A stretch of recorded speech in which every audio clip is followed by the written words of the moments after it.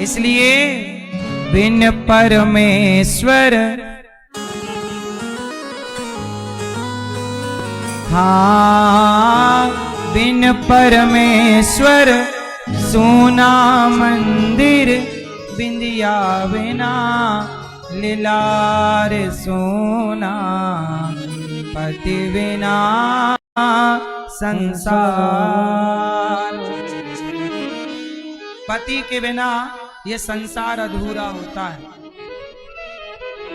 आजकल लोग रिश्तों को मजाक समझते हैं।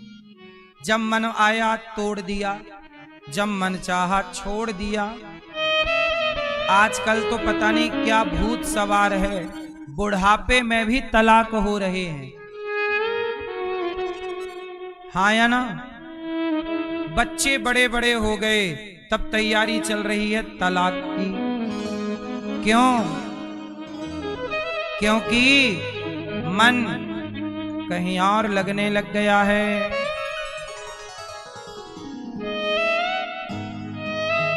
आप कहते हो हमारा पति बहुत खराब है, हमारी पत्नी बहुत खराब है, कैसे रहे? अरे भाई, कभी प्रकृति से जीना सीखा है? बताओ, गुलाब कहां रहता है? जोर से।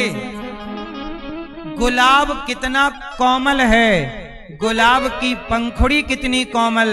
क्या इस गुलाब से कोमल आपका शरीर है क्या? गुलाब इतना कोमल है, लेकिन ये रहता कांटों के बीच में है। हवा चलती है तो कहीं इस कांटे की ओर, कहीं इस कांटे की ओर ये झुकता रहता है, लेकिन फिर भी खिला हुआ है और अपनी खुशबू से सबको प्रसन्न करता है, सबको आनंद देता है। क्या ये गुलाब आपको संसार में रहना नहीं सिखाता? यदि कांटों के बीच में गुलाब अपनी खुशबू बिखेर सकता है तो दुष्टों के बीच में भी आप रह करके जीवन खुशमय क्यों नहीं निकाल सकते? जीवन जी लेना, अच्छे व्यक्ति के साथ तो सब जी लेते हैं, गलत और बुरे व्यक्ति के साथ भी जीवन निकाल देना, यही ना जिंदगी। इसलिए कहता हूं, शादी के पहले जरूर पड़ताल करनी चाहिए कि स्त्री कैसी है, पुरुष कैसा है। अच्छे आदमी से ही शादी करना, अच्छी स्त्री से ही ब्याह करना। शादी के पहले देख लो, समझ लो, परख लो। शादी के पहले बहुत सारे विकल्प हैं, पर शादी हो जाने के बाद फिर दूसरे स्त्री की ओर, दूसरे पुरुष की ओर देखना भी पाप होता है। मैया ये बताओ, मैया एक उदाहरण से समझो। आप किसी पराये मर्द के बारे में सोचती हैं, गलत। मैं केवल उदाहरण के लिए बोल रहा हूं, किसी एक स्त्री का उदाहरण देकर, कि एक स्त्री है, वो विवाह के बाद भी पराये मर्द के बारे में गलत भाव रखती है। उसने कुछ पराये मर्द का स्पर्श किया, लेकिन केवल सोचती रहती है। तो बताओ, उसका सोचना पाप है कि पुण्य है? जबकि उसने छुआ नहीं है पराये पुरुष को, स्पर्श नहीं किया, रहती अपने पति के साथ है, खुश रखती अपने पति को है, पर सोचती किसी और के बारे में है। तो ये सोचना भी सही है कि गलत है? उत्तर हाँ। सनातन धर्म की महिमा और विशेषता यही है कि हम सोच भी लें पराये स्त्री के बारे में। पुरुष, आप सोच भी लें किसी स्त्री के बारे में। आपने किसी को छुआ नहीं, किसी स्त्री को, लेकिन आपने सोच लिया उसके बारे में गलत, तो सोचना भी पाप है, स्त्री के लिए भी और पुरुष के लिए भी। ये सनातन धर्म है जहां सोचने को भी पाप समझा जाता है। इसलिए सोचा भी मत करो। छूना तो पाप है, पकड़ना तो पाप है, सोचना भी। क्या राम ने क्या किसी स्त्री के बारे में सोचा? बोलो। रावण ने सोचा तो सर्वनाश हुआ। इसलिए हम आपसे सदा कहते हैं, दशहरे अपने पति को दशहरा दिखाने जरूर ले जाया करो। चलो स्वामी दशहरा देख के आए, जलता हुआ रावण जरूर दिखाया करो अपने पति को। देखो देखो जल रहा है दशानन। पूछना पति से क्यों जल रहा है? बोले पराई के चक्कर में पड़ा तो आज तक जल रहा है। तुम पड़ोगे पराई के चक्कर में तो तेरे क्या हाल होगा रे कालिया। यदि तुम पड़े चक्कर में किसी के। क्यों मैया? इसलिए अपने अपने पतियों का हाथ पकड़ के दशहरा दिखाने ले जाओ। ना जाए तो जबरदस्ती ले जाओ। कुछ दिखाओ ना दिखाओ, जलता हुआ रावण पतियों को दिखाओ और बताओ कि क्यों जल रहा है। क्यों मैया? तो दशहरे में अब ले जाओगी अपने पति को? ले ही जाना। नहीं ले जाओगी फिर मत कहना कि हमसे किसी ने कहा नहीं। हम कह रहे हैं मैया, मैया सुन रही हो न मां, दशहरे में ले जाओगी ना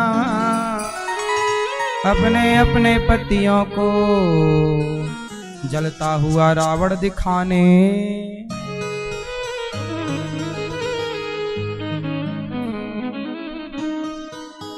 पर नारी पैनी छुरी, पराई नारी पर नारी पैनी छुरी, तीन तरफ से खाए। पीछे वाले भैया सुनो, ओ ध्यान से सुनो भैया, पीछे वाले भैया गणपत सुनो। क्या कहा संतों ने? कहा कि पर नारी पैनी छुरी। सुनो भैया, जिनका ब्याह हो रहा है आप भी सुनो। आज से किसे देखोगे? केवल अपनी पत्नी को। और पराई स्त्री मिल जाए तो देखोगे कि आंखें मूंद लोगे। ताली कौन बजा रहा है?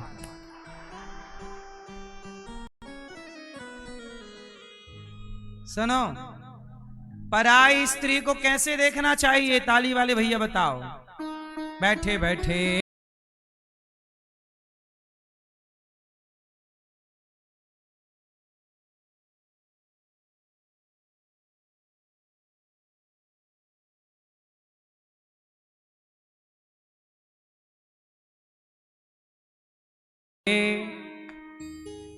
नहीं देखना तो फिर आंखें में पट्टी बांध लें। भाई देखना पड़ेगा, पट्टी तो बांध नहीं सकते, बाजार में निकलना ही पड़ता है। क्यों भैया? पराई नारी को कैसे देखें? नहीं देखें? वो तो देखना ही पड़ेगा। आंखें पट्टी बांध लें या फिर गांधारी की तरह। क्यों भैया बताएंगे हमारे दाढ़ी वाले भैया। पराई औरत को, आपकी शादी हो गई? हो गई। अब बताओ पराई को आप कैसे देखते हो? हैं? इंसानियत।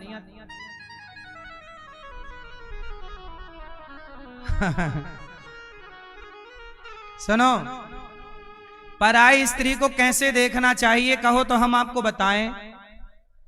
पराई स्त्री को कैसे देखना, देखो शास्त्र सब कुछ बताते हैं। शास्त्र कहते हैं आप पराई नारी को कैसे देखें? बोले आपसे बड़ी है तो माता की तरह देखो।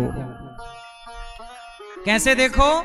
कि ये मेरी मां है। और बराबर की है तो बहन की तरह देखो कि ये मेरी बहन है। और छोटी है तो बेटी की तरह देखो कि ये मेरी पुत्री है, बेटी है। इस दृष्टि से संसार का दर्शन करना चाहिए। अपनी ही पत्नी का दर्शन केवल पत्नी के भाव से करना चाहिए। संसार की हर स्त्री या मां या बहन या यहां जितनी स्त्रियां हैं सब हमारी मां हैं या हमारी, ये देखो ये बहनें हमारी, आज इनका विवाह होगा, या मां या बहन या छोटी छोटी बेटी। यही भाव, यदि इस भाव से आप जरा भी डगमगाए तो सर्वनाश खड़ा है हथौड़ा लेके खोपड़ी फोड़ने के लिए। बोलो हाँ। और यही दृष्टि स्त्रियों की, आप अपने पति को तो देखो देवता, अच्छा पड़ोसी को कैसे देखना चाहिए? मैया क्या बोलती तू? भैया पड़ोसी को कैसे देखते हो आप लोग? पड़ोसी तो आपको ऐसे देखता है, सामने वाली खिड़की में एक चांद का टुकड़ा रहता है। नहीं देखता ऐसे, गाना गाता रहता है, चांद का टुकड़ा चांद का टुकड़ा कहता रहता है। बॉलीवुड ने यही तो सिखाया है, और क्या सिखा सकता है इससे ज्यादा?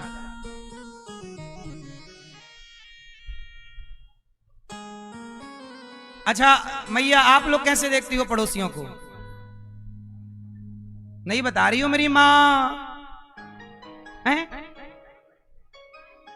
पड़ोसी नारी भी जब नर को देखे तो उम्र में बड़ा है तो पिता, उम्र में बड़ा है तो जोर से, बड़ा है तो पिता का भाव, बराबर का है तो भाई का भाव, और छोटा है तो पुत्र का भाव, बेटे का भाव। इस भाव से नारी नर को और नर नारी का दर्शन करे। फिर बताओ भारत की कितनी अच्छी व्यवस्था, लेकिन आजकल लोग इस व्यवस्था का अतिक्रमण करके, तोड़ के मनमाना ढंग संसार में थोप रहे हैं। कह रहे हैं सामने वाली खिड़की में एक चांद का टुकड़ा रहता है, कह रहे हैं शीला,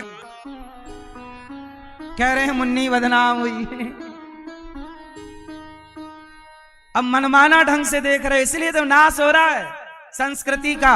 और हम कह रहे हैं कि देखो लिविन इवन में मत रहा करो, तो हमारे पत्रकार बंधु फिर हल्ला करते हैं, क्या ऐसा क्यों कहते हो कि मर्यादा में रहो? हम कहते हैं कपड़े पहन के रहो मर्यादा में, तो वो कहते हैं कि नहीं जी जिसका जैसा मन है, माई लाइफ माई चॉइस। तो आजकल क्या करें साहब, भली बात कहें तो लोगों को मिर्ची लगती है। एक बहन आ गई, बोले महाराज क्या कहते हो मिर्ची लगती है? हमने कहा मिर्ची तो लगती ही है, हम कहें तो मिर्ची लग जाती है कुछ लोगों को। बोलो हाँ। आप बताओ, इस दृष्टि से यदि आप देखोगे पर नारी को बहन माँ बेटी, पर पुरुष को पिता भाई पुत्र, तो बताओ कुछ गलत है? ईश्वर की बनाई कोई भी व्यवस्था गलत नहीं है। इन भगवान ने तुम्हें और नहीं बनाया जितने कठोर आप यहां पर हो गए। अभी दिल्ली में एक घटना घट गई, तरुण नाम का एक लड़का, उसकी एक छोटी सी बच्ची थी कि उसकी बहन थी, उसके घर की एक छोटी सी बच्ची होली के टाइम पर कोई मुसलमान महिला निकल रही थी, तो होली में उस बच्ची ने गुब्बारा पानी से भर के फेंका, तो हल्की सी पानी की 4-6 बूंदें उसके शरीर को टच कर गईं। तो मुस्लिम महिला जाके बताई और उसके घर वालों ने आकर के उस 25 वर्षीय युवक तरुण को मार डाला। इसलिए मार डाला कि आपने हमारे ऊपर 4 बूंद पानी डाल दिया। अब बताइए